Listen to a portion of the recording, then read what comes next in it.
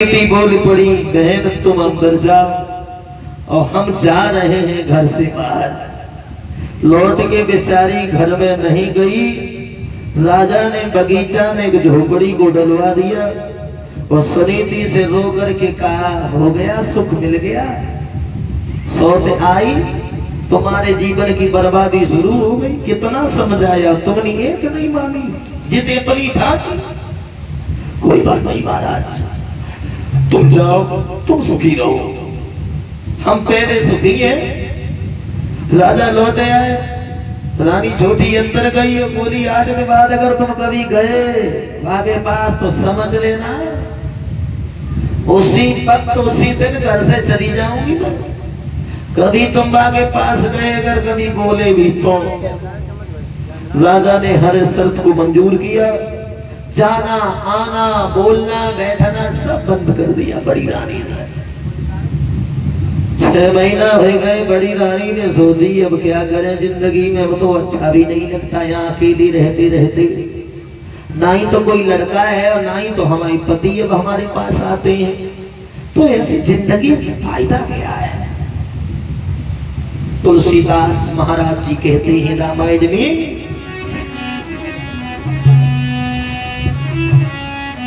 जिया बिन दे नदी बिन बारी, और तैसे नात पुरुष बिन नारी।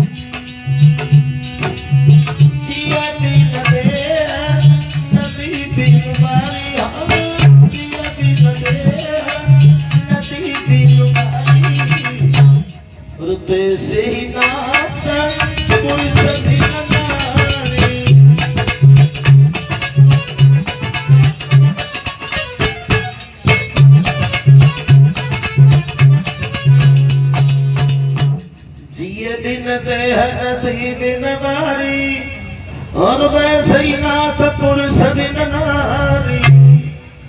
जैसे शरीर से जब प्राण निकल जाते हैं तो ये शरीर किसी काम का नहीं रहता, और जिस नदी में पानी ना हो तो वो नदी फिर किसी काम की नहीं रहती है।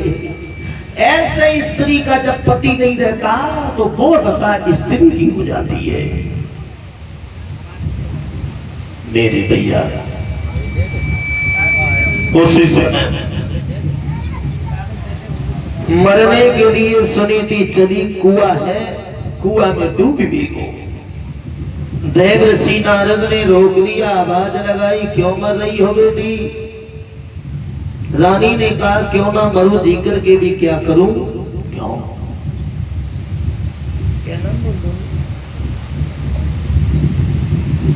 और ये गुप्त दान कर रहे हैं, भगवान सुख शांति प्रदान करें।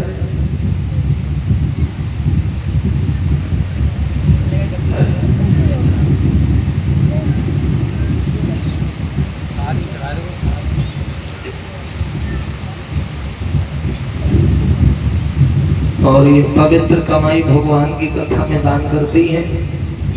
खूब सेवा करें भगवान, इनके परिवार में इनके बच्चे समाज में नाम रोशन करते रहे, परिवार सुख शांति से रहे। क्यों मरोगी, कोई बच्चा नहीं है, पति भी साथ छोड़ गए, अब मरने के अलावा मेरे पास बचा भी क्या है। तो नारद जी बोले, तो मत मरो, तुम्हारे लड़का होगा। रानी बहुत हंसी के बाद में रोई, बाबा जी ये कहां तक संभव है, जब हमारे पति हमसे कोई मतलब नहीं रखते हैं तो हमारे बच्चा कैसे होगा। हमें क्यों मिला मतलब में तुम इधर उधर घुमा रहे हो, मरने दो, रोको नहीं। नारद जी कहते हैं, बेटी थोड़ा इंतजार तो कर ले, अरे मरना ही हो तो मर जाइए, ना तो कुआं चलो जाए ना तू चली रहे मर जाइए, लेकिन थोड़ा इंतजार कर ले। बोलिए। अरे तेरे गोदी में ललाए गुआबे तो घर को लौट जाइए।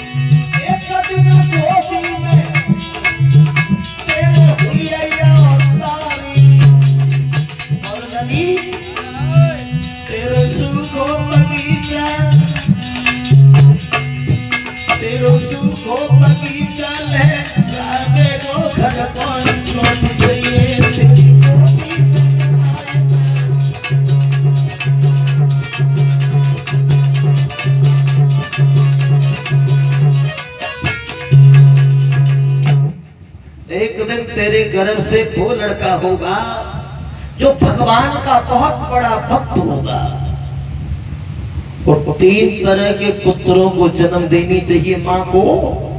और 3 तरह के अगर पुत्र न जन्म सके तो मैया को बांझ रहना ठीक है।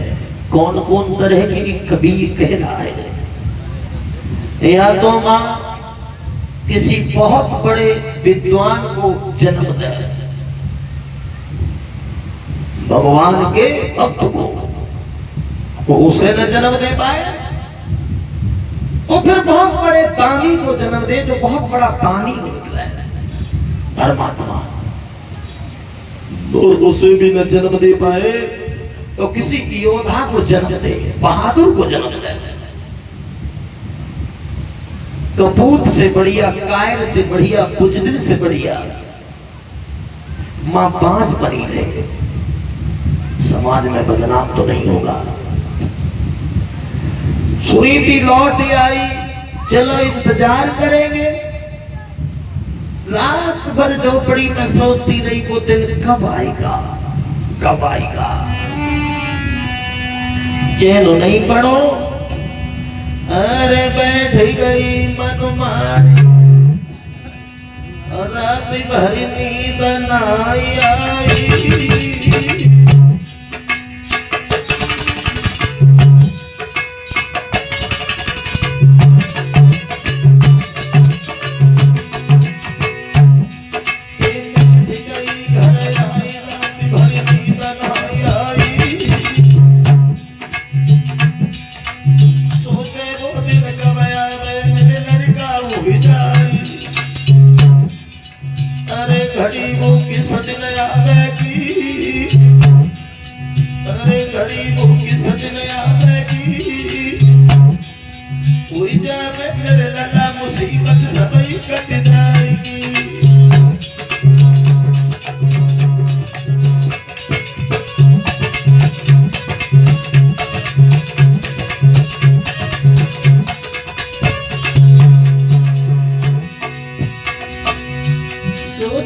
सुनीति वो दिन कब आएगा, नारद की कही हुई बात सत्य होगी। इंतजार करूंगी, 1 साल तक इंतजार करूंगी, फिर मर जाऊंगी। अरे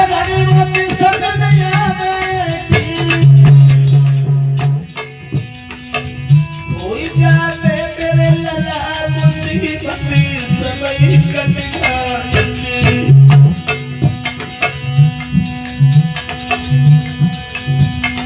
कोखी पे पत्थरा पड़े मेरी रे, कोखी पे पत्थरा पड़े मेरी।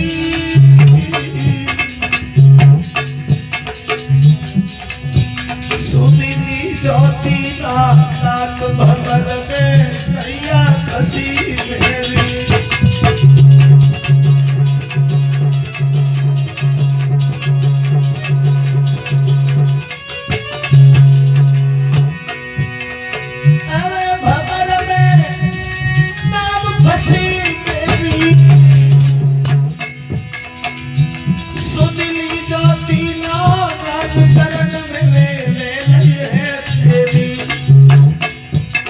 ना। अरे लिखो जो ब्रह्मा ने लिखो रे लिखो जो ब्रह्मा ने लिखो सोई हुई के रहना कोई जगरिया